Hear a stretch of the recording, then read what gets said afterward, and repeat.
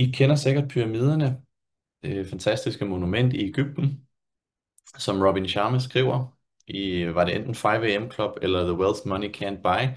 Det tog altså 22 år med en lille sten ad gangen for de her mennesker at få bygget pyramiderne.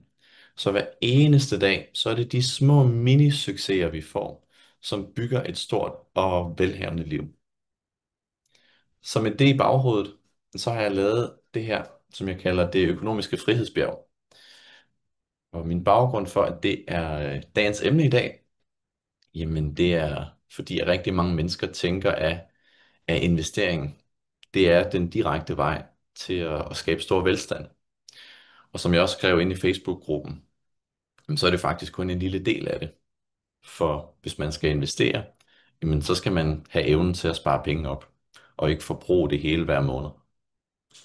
Hvis man skal have evnen til at spare penge op hver måned, så er det klart, så skal man have en god løn fra sit arbejde, eller en flot indtægt fra sin forretning.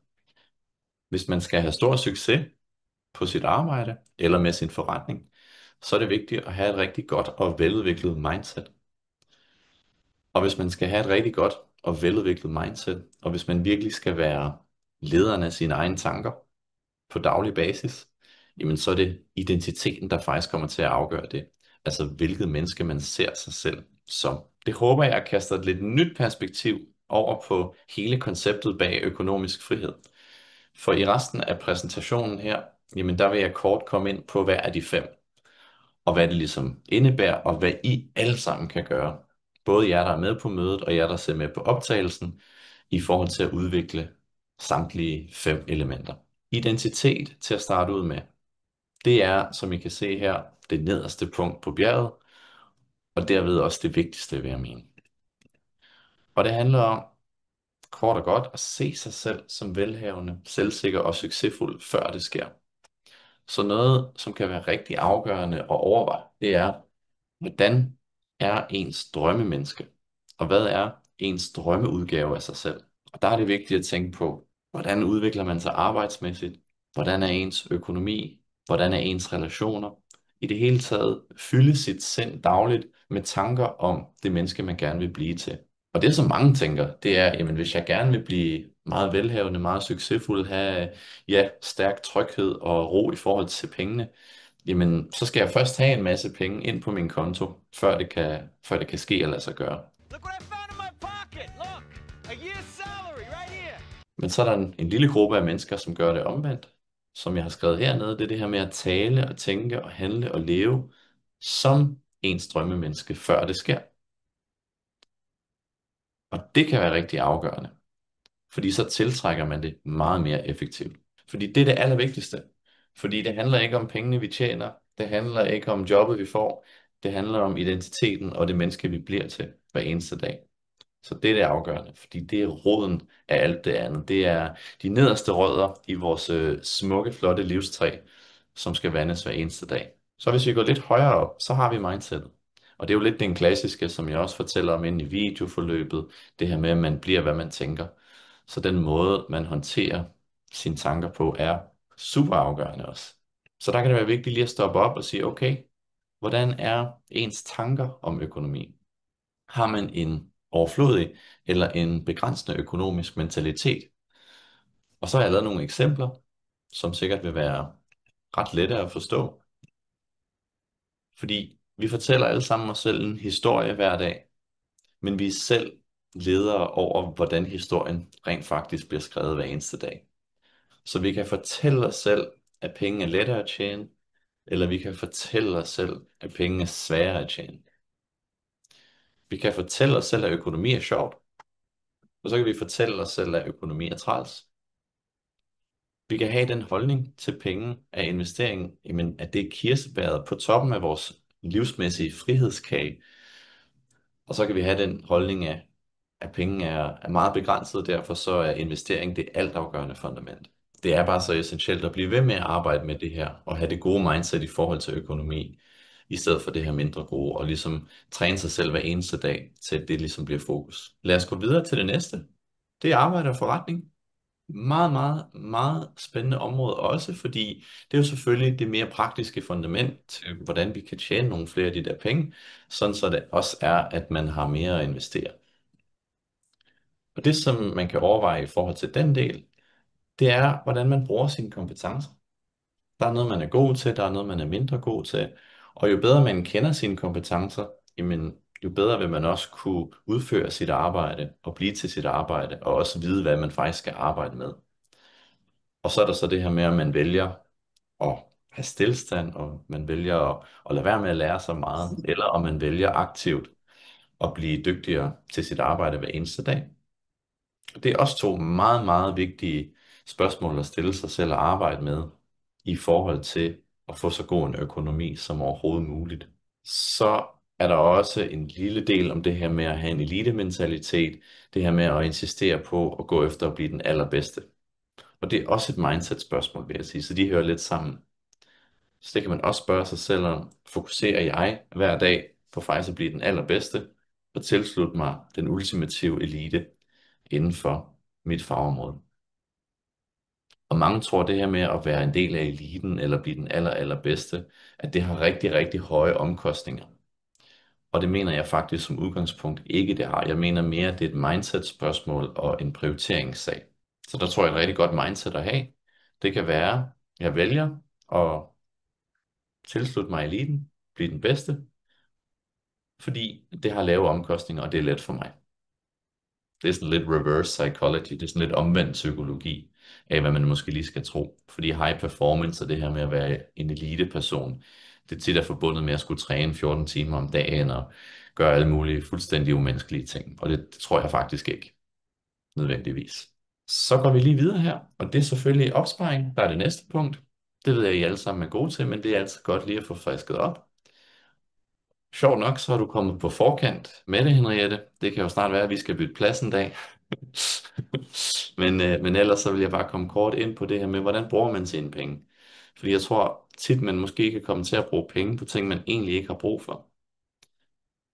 Forsikringer, A-kasse, fagforening. Der er også rigtig mange, som er fokuseret på det her med, når de får lidt ekstra penge, jamen så køber dyre biler, fine ure og så videre. Og så har jeg skrevet tøj, møbler og kosmetik også. Og det synes jeg, du havde en rigtig interessant pointe med, Jack, på et af de møder, vi havde tidligere, hvor du sagde, at du har et skønt hus, du har det, du skal bruge, så du har faktisk indset, at mere er ikke nødvendigvis lige med mere lykke. Altså flere ting og mere sådan materielle goder. Så det tror jeg kan være virkelig vigtigt også at huske på. Også fordi, hvis man sparer lidt mere op, jamen, så vil næsten alle kunne finde 5.000 kroner om måneden, som man kan lægge til side. Så man kan sige 5.000 om måneden hvert år, det er faktisk til 1 million kroner inden for 11 år. Og det er vel at mærke, hvis pengene ikke bliver investeret. Det synes jeg er ret interessant at tænke på. Altså det er jo ikke så meget, man skal spare op hver måned for faktisk at blive millionær. Og hvis man så kombinerer det at lægge penge til side hver måned, med hvad man så kan få i afkast på krypto, så har jeg beregnet med 30% i gennemsnit om året, jamen så kan det faktisk blive til rigtig, rigtig mange penge. I det her eksempel, der bliver det til 43 millioner kroner efter 20 år. Så altså, det er pludselig ikke så meget, der skal til i forhold til at skabe rigtig, rigtig gode resultater med sin økonomi. Og det sidste i forhold til præsentationen her, det er selvfølgelig selve investeringsdelen. Og I har jo alle sammen midler i kryptomarkedet, som jeg ser som fremtidens økonomi. Og derfor så vil jeg bare lige kort give en lille status her på kryptomarkedet. Det tænker jeg, at I vil synes er ret interessant. Fordi der er nemlig sket en del her den sidste uges tid. Så det er ganske fint. Vi rykker lidt opad. Lige nu ligger vi vist på nogle af 50 i forhold til Fear and Greed indekset. Så man kan sige, lige indtil for nylig, der var vi faktisk ret langt nede, men nu peger det på, at vi skal opad igen og have en periode, hvor jeres penge også kommer til at vokse, indtil vi rammer det grønne eller endda det mørkegrønne område heroppe, som jeg selvfølgelig holder øje med hver dag. Dog er vi ikke kommet så langt op i markedet endnu, at vi har nogle af de her indikatorer, der er aktiveret. Henriette og Pia, I kan sikkert huske, at jeg snakkede kort om den til præsentationen inde på Villa Copenhagen. Der er altså de her market cycle indicators, som egentlig bare viser, hvor langt vi er i forhold til, om markedet er på et højt punkt eller et lavt punkt. Så længe der står 0 ud af 30 her, jamen så vil jeg mene, at vi er på et lavt punkt og stadig har en del vækst til gode. Det samlede market cap, men det her det er altså et overblik over, hvor mange penge, der ligger inde i kryptomarkedet i alle coins, hvor vi ligger på 25,45 trillioner kroner, som lige her til morgen er kommet op over 26 trillioner kroner. Og det, der er super interessant ved det, som I sikkert har bemærket her, jamen det er, at vi har startet på et lavt punkt, så er vi kommet op til et højdepunkt, så er vi kommet nedad igen, så har vi altså nået et nyt højdepunkt, før vi er kommet nedad igen, og så har vi nået endnu et højdepunkt, og så er vi kommet nedad igen, og endnu et højdepunkt, nedad, og så havde vi et sidste højdepunkt her, som vi faktisk er ved at overgå lige nu her. Så pointen med det, det er, at der altid vil komme et nyt højdepunkt i forhold til, hvordan kryptomarkedet har været historisk set. Så kryptomarkedet er i en bevægelse, der er opadgående. Og alt andet lige vil det fortsætte mange år endnu. Indtil kryptovaluta er det gængse betalingsmiddel globalt. Vil jeg mene. Det er der delte meninger om, men jeg vil mene, der er nogle meget logiske argumenter, der peger på det. Til sidst, og det bliver igen lidt hurtigt her, hvis I har spørgsmål, så når vi til det lige om lidt. Vi har et bullrun i 2025, som kun er startet meget lidt. Og historisk set, jamen så har Bitcoin vokset først i fase 1. Så har vi haft fase 2, hvor at Ethereum er vokset. Så har vi haft fase 3, hvor de her large caps, altså de større coins, men dem som ikke er Ethereum og Bitcoin, at de har vokset. Og så i fase 4 har vi så haft den her alt-sæson, altså hvor de mindre coins er vokset. Og tit så har der været flest penge at hente hernede, hvorimod der har været størst sikkerhed heroppe. Så fordi vi er i et bullrun, og vi med alt andet end lige kommer til at se vækst de næste 3-4 måneder, så er jeg selv i hvert fald ret hæftigt eksponeret til de lidt mindre coins. Det kommer jeg selvfølgelig til at have meget mere fokus på de næste måneder.